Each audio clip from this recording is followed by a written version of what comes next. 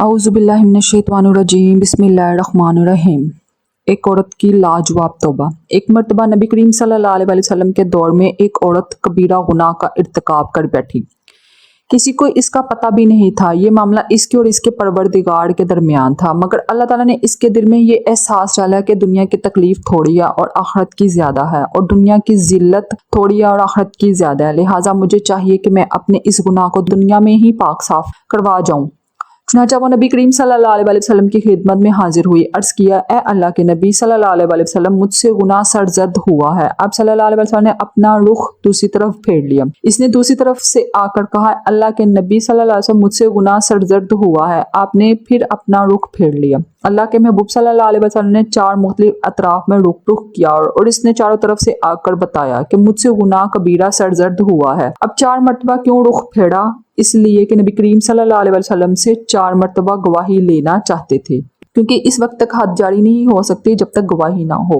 इस औरत ने इकरार करते हुए कहा कि मैंने गुनाह किया है और वो गुनाह मेरे पेट में पल रहा है। अब मैं चाहती हूँ कि आप मुझसे हद जारी करके मुझे इस गुनाह से पाक फरमा दे। नबी करीम सल्लल्लाहु अलैहि वसल्लम ने फरमाया, अभी जाओ और जब वाज़े हमल हो जाए तो फिर आना। चुनांचे वो चली गई।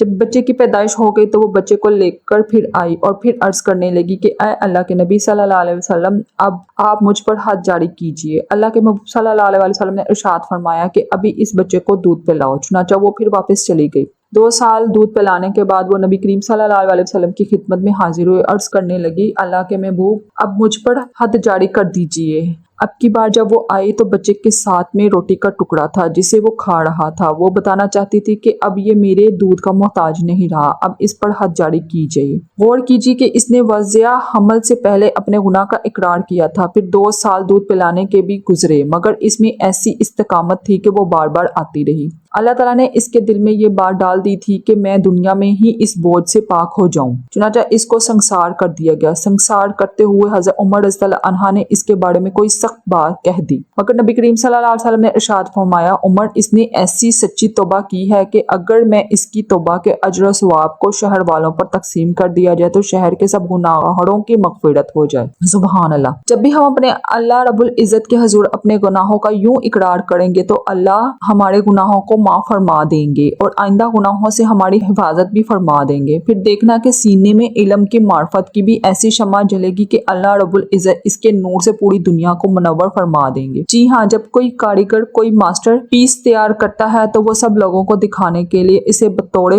निशान अपने पास रख लेता है। चुनांचे हमारे हजरत रहमतुल्लाह अलैह फरमाया करते थे कि अल्लाह के कुछ बंदे ऐसे होते हैं जो गुनाहों से तौबा करके अपने मन में अल्लाह रब्बुल इज़्ज़त की मोहब्बत को उतार चुके होते हैं। वो ऐसे निशान बन जाते हैं कि अल्लाह ताला इनको पूरी दुनिया के इंसानों को दिखाने के लिए कबूल कर लेते हैं। अल्लाह ताला इनके लिए दुनिया के मुल्कों को मोहल्ले बना देते हैं, फिर वो पूरी दुनिया में फिरते हैं। गोया अल्लाह ताला पूरी दुनिया के इंसानों को ये बताते हैं कि देखो मेरे ये बंदे ये निशान बने हुए हैं, इन्होंने दिल से मासूई को कैसे निकाला, ये कैसे मेरे बने। आज इस वक्त गुनाहों से 100% बचने वाली कुदसी हदसियां बहुत कम है। अल्लाह करे कि हम कोशिश करने वाले बन जाएं। अल्लाह ताला हमें गुनाहों से 100% बचने की तौफीक अता फरमाए। आमीन।